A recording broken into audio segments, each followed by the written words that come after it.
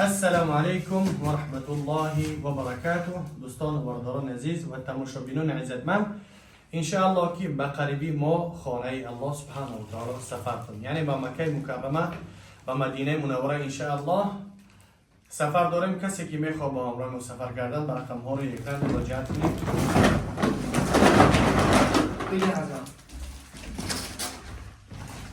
که ما رکلام میکنم مجبور در پیش میرزن که مجبور رکلامش کنم. خلاص میگم ساعت ها خیلی که میبینین همینا در تاجیکستان هستن.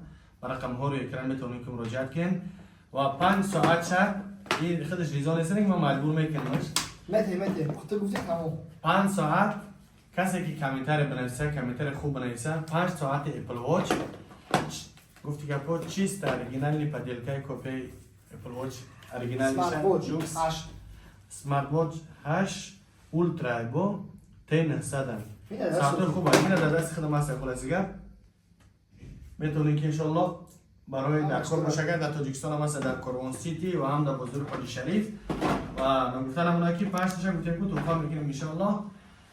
اگر بگه انشالله انتخاب میکنیم در مسکو در کارخانه ما هم هست. اگر چی باشه با چی گفتنیم بودیم که رقم های کارخانه ما را زبلاکیت کرده گن 8966 38 92 92 انشالله مراجعت کنین. اگر امینو در کار باشن یا که دیگه داروهای نوین ما در کار باشن مراجعت کنین. انشالله برادرها در خدمت هستن. یک قیمت بالای که قیمت نمیشی. خلاص میگم الحمدلله الله سبحانه و تعالی هر یک کلمه شما را نگهبان باشه، هر کجایی که باشین در حفظ امان الله باشین. و چی گفتنیم کسی که اگر بگیم استودنت که بلی در کار باشن با اکای فروخ و رقم ها رو اکران میتونین که مراجعت کنین. اکای فروخ انشاءالله. و اگر چی گفتنیم باشه حاجی؟ چی گفتنیم در شهر دوشنبه هم داریم هجومه مثل اخوشش سه کسی دیدن این را اینجا بافکن میوید نمیشه. شهر بختر هم داریم هجومه شهر بختر برای هجومه پس 52 99 80 99 فیلیال یعنی صلاح هجومه در همون تاجیکستان. ما با چه دیگه تیم گپ زنی بدیم. الله سبحانه و تعالی یابا تا باشه. نمیام کشیده تیم خلاص دیگه توریشی بهتره. هر چیزی که میتونین به خاطر الله دستگیری کنین. چی برادر باشه چی اپا چی خواهر باشه چی که دستتون میاد به خاطر الله، به خاطر ماه شریف رمضان. یعنی در ماه رمضان هر کسی که صدقه میکنه خیر میکنه الله سبحانه و تعالی چند برابر او را مبدل میگردونه بر شما. و همون خاطر رسول الله صلی الله علیه و سلم میفرماید که والذی نفس محمد بیده ما نقصت من مال امتی من صدقه.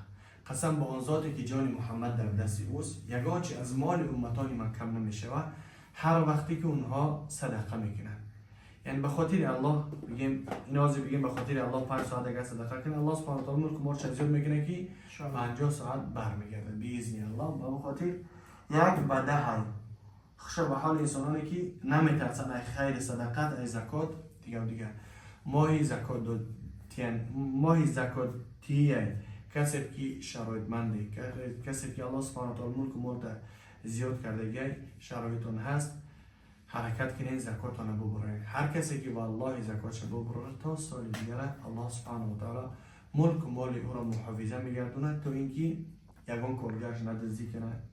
کسی هم که دزدی هم که کرد همون چیز رو میبرویه معلوم میشه.